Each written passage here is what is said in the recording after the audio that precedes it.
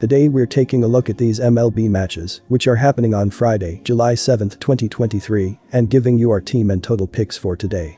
Welcome back to High Stakes. Before we dive into our video, don't forget to subscribe and to push the notification bell so you don't miss any of our videos.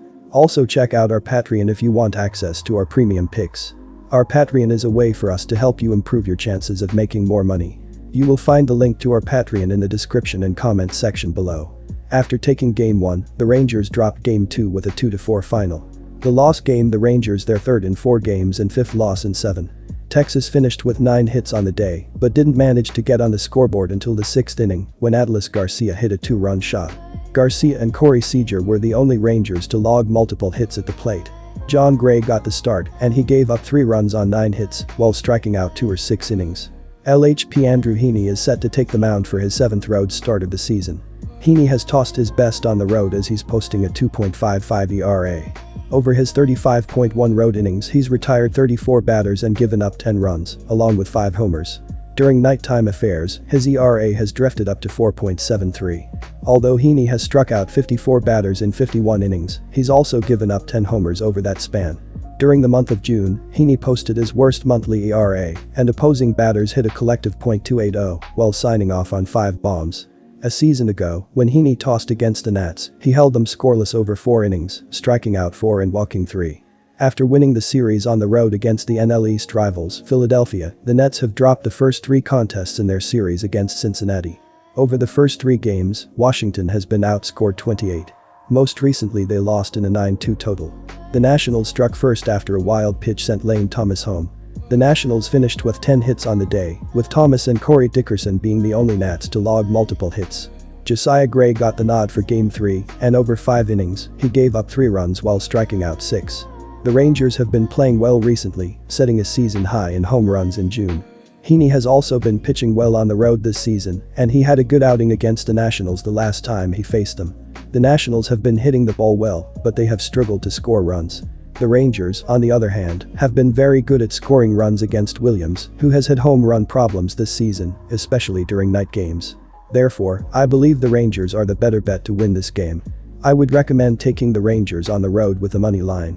Even though the Rangers were red hot during the course of June, their offense has sputtered of late, scoring just 4 runs in their last 2 games. The Nationals have had their own scoring woes as they've accrued just 8 runs over their last 3 games. Heaney has proven he can work his way through the Nats lineup, and Williams, in his struggles, has held opponents to their worst batting average while throwing at home. Given the Rangers' struggles to drive runners in as of late, Williams should be able to eat the hits without surrendering many runs. The play is the under 8.5. Chicago Cubs vs New York Yankees. Jameson Taillon will make his final start of the first half in the opener against New York. He allowed 6 runs, 5 earned, on 7 hits across 5 innings, and did not factor into the decision in last week's extra inning loss to the Guardians. He had no walks and struck out 6 in the mediocre effort. The struggles continued for Taillon, who saw his season ERA climb to 6.93. He managed to strike a lot of Guardians out, but he allowed 5 earned runs for the second consecutive start.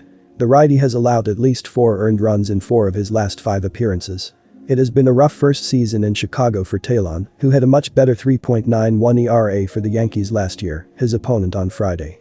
2 weeks ago, he was hammered by the Phillies for 5 runs. He has not been particularly sharp at all and is hard to trust at this juncture of the year.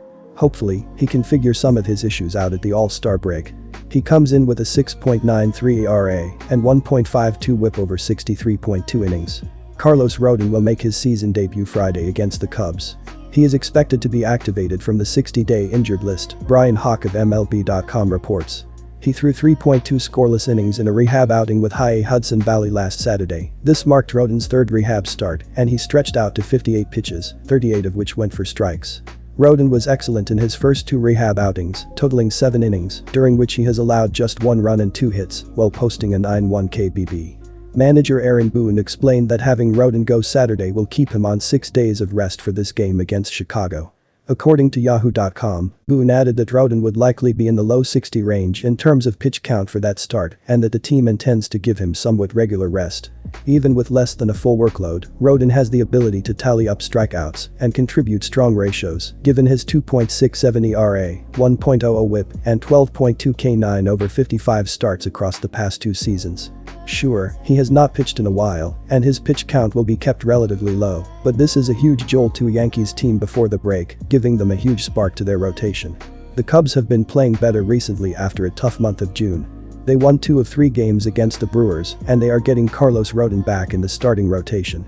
Rodon will be on a pitch count, but Cody Bellinger is on an 11-game hitting streak, and he should be able to get to Rodon's pitches. The Cubs are still in contention for the NL Central title, and they need a win against the Mets on Friday. I recommend taking the Cubs. The Yankees, although playing in a hitter-friendly park, have fared well in the pitching department at home. Entering play Thursday afternoon, they hold the 4th lowest home ERA in the majors. Carlos Rodon will not last in the game long considering this is his first action, but their starters have done a good job limiting runs at home this season. New York is still struggling to string base hits together, 28th in hits, but they are playing a lot better and have jolted 9 games above the .500 mark, entering the final game of their series with the Orioles Thursday. I like the Cubs to win this game, with Talon finally delivering a good performance and the total going well under the projected number. Take the under. Oakland Athletics vs Boston Red Sox. Despite a lousy overall season, Oakland has played well over the last week, winning 4 of their last 5 games. As of this writing, the A's were attempting to sweep the Tigers in Detroit. Prior to Thursday's game, Oakland was 25-63. This will be their first series against the Red Sox this year, so we have no head-to-head data. Luis Medina gets the nod in the series opener, and it'll be his 9th start and 12th overall appearance. The right-hander comes into this one at 2-7, with a 6.37 ERA and 1.64 WHIP. Most recently, he faced the White Sox and limited them to just 1 earned run on 4 hits and 5 walks over 5.0 innings. Medina earned the win, and the Athletics are now 2-3 in his last 5 starts. The offense has been a major issue for Oakland this season as they're ranked dead last in the following categories. Runs scored, 320, team batting average, .221, ops, .652.